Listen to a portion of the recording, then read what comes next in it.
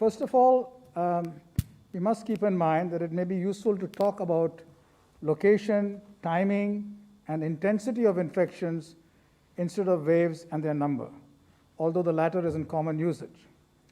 If we take strong measures, the third wave may not happen in all the places or indeed anywhere at all.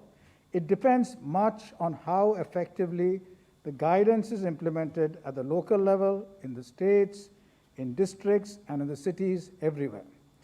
The guidance about precautions, about surveillance, about containment, and about treatment, and about testing. This insidious asymptomatic transmission can be stopped if we follow the guidance. Now, this sounds difficult, it is difficult, but we can and must do this. Now, there have been peaks and falls in different places in India and all over the world at different times, and it is useful to understand how and why the rises of infection take place, why their strength varies, how they fall, and what can happen subsequently.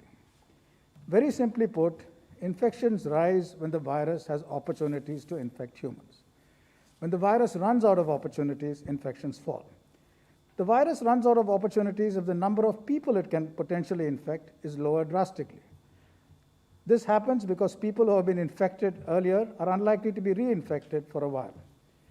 People who are vaccinated are protected, and people who wear masks are distant from each other, isolated from those who are infectious. They are also protected. Without new opportunities and with the above, also done through containment steps, peaks will fall. However, while the virus runs out of opportunities, it is not eliminated. Therefore, if new opportunities are given, if new opportunities arise, so will cases. Now, new opportunities may arise because the virus may find uninfected people who are previously careful and are now lax. New opportunities for infection can arise if people become complacent or unprotected, assuming the surge is over.